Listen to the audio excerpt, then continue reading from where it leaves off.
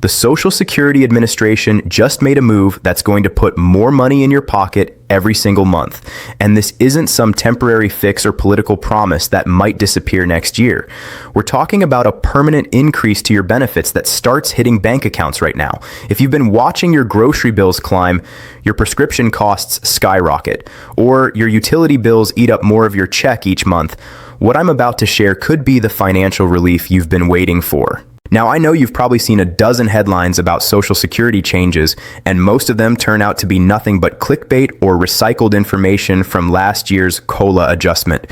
But this is different. The SSA has implemented structural changes to how benefits are calculated, and these adjustments aren't tied to the annual cost of living increase you're already familiar with. This means you're looking at additional money on top of what you're already receiving. I'm going to break down exactly who qualifies, how much extra you can expect, and most importantly, when you'll see this money in your account. Let me start by saying something that might surprise you. The Social Security system has been under more scrutiny in the past 2 years than it has been in decades, and for good reason. Millions of seniors across America have been struggling to make ends meet with benefits that simply haven't kept pace with the real cost of living. Sure, we get the annual COLA adjustment every January, but if you're like most people I talk to, you've probably noticed that your Social Security check buys a whole lot less than it did 5 or 10 years ago. The government tells us inflation is under control. But when you're standing in the checkout line at the grocery store or picking up your medications at the pharmacy, those numbers on the receipt tell a very different story. Now, what's happening right now is the result of years of advocacy, lawsuits, and pressure from senior organizations across the country. The Social Security Administration has finally acknowledged that their benefit calculation methods needed a serious overhaul. This isn't just about throwing a few extra dollars at the problem and hoping it goes away. We're talking about fundamental changes to how your monthly benefit amount is determined, and these changes are designed to correct decades of underpayment that many beneficiaries have experienced without even realizing it. The beautiful thing about this adjustment is that it's not dependent on Congress passing new legislation or the president signing some bill into law. This is the SSA using its existing authority to make things right, which means it's happening now, not someday in the distant future when politicians finally get around to agreeing on something. Here's where it gets really interesting, and this is information that a lot of people aren't talking about yet because it's buried deep in SSA policy updates that most folks don't have time to read through. The administration has revised its earnings indexing formula, which is the calculation they use to determine your primary insurance amount.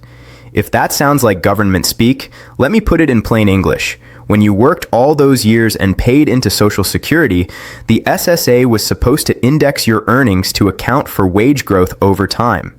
The problem is, their formula was using outdated baseline years that didn't accurately reflect how wages have actually increased in the American economy. What this means for you is that your lifetime earnings were being undervalued in their calculations, which resulted in a lower monthly benefit than you should have been receiving all along. The revised formula now uses updated baseline years and more accurate wage growth data, which automatically increases the calculated benefit for millions of current recipients.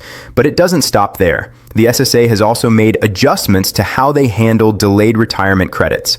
If you waited past your full retirement age to start collecting benefits, you were supposed to earn credits that increase your monthly payment. The system was applying these credits correctly in most cases, but there were specific scenarios where the calculation was off, particularly for people who had mixed work histories or who had periods of self-employment combined with traditional employment.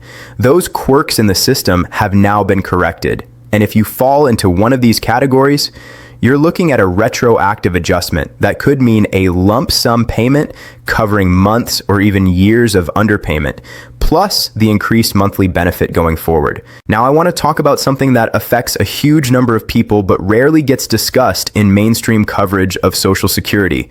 If you're receiving benefits based on your spouse's work record, or if you're a surviving spouse collecting survivor benefits, there have been some significant updates to how those benefits are calculated as well. The old system had what I can only describe as marriage penalties built into it, where certain combinations of benefits would result in reductions that didn't make mathematical sense when you looked at what each spouse had paid into the system over their lifetimes. The SSA has now implemented what they're calling equitable spousal benefit calculations, which essentially means they're removing these penalties and ensuring that couples receive the full value of what both spouses contributed to the system throughout their working years. Let me give you a real-world example of how this plays out. Imagine you worked for 30 years and earned a decent income, but your spouse worked for 40 years and earned significantly more.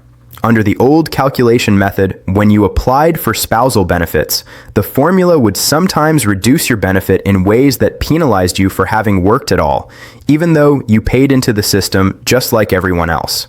The new calculation method recognizes both work histories independently and then applies the spousal benefit formula in a way that doesn't punish people for having contributed to Social Security through their own employment. This change alone is putting an average of $120 to $180 more per month into the accounts of affected beneficiaries. Another major area of adjustment involves people who receive both Social Security retirement benefits and other types of income, particularly government pensions.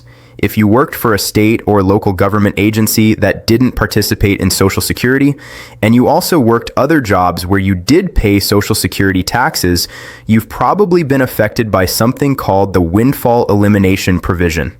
This provision has been one of the most controversial aspects of Social Security for decades because it reduces benefits for people who receive pensions from non-covered employment.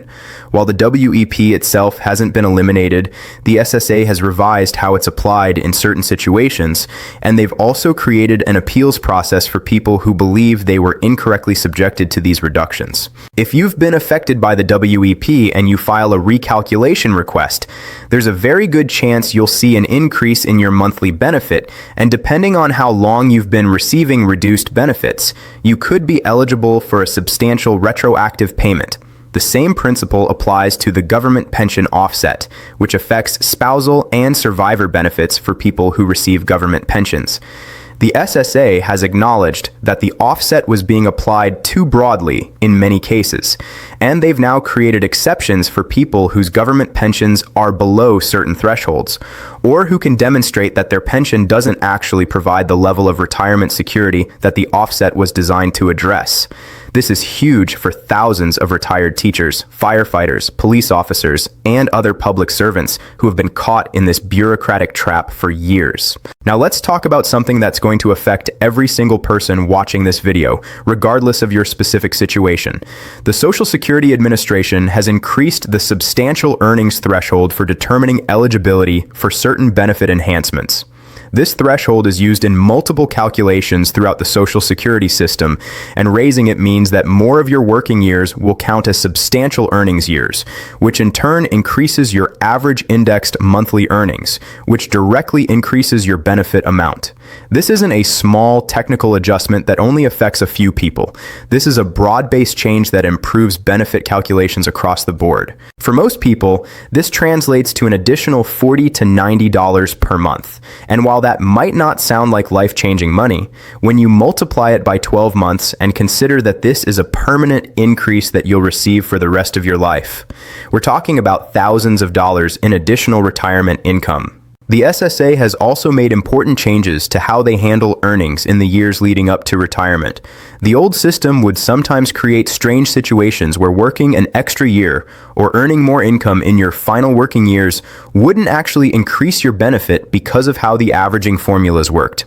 The new calculation method ensures that additional earnings always have the potential to increase your benefit, which removes the disincentive for people who want to or need to continue working into their 60s. This is particularly important in today's economy, where more and more people are choosing to work longer, either because they enjoy their careers or because they need the income to supplement their retirement savings. There's also been a significant update to how the SSA handles benefit applications and recalculations. In the past, if you applied for benefits and there was an error in the calculation, you might not find out about it for months or even years.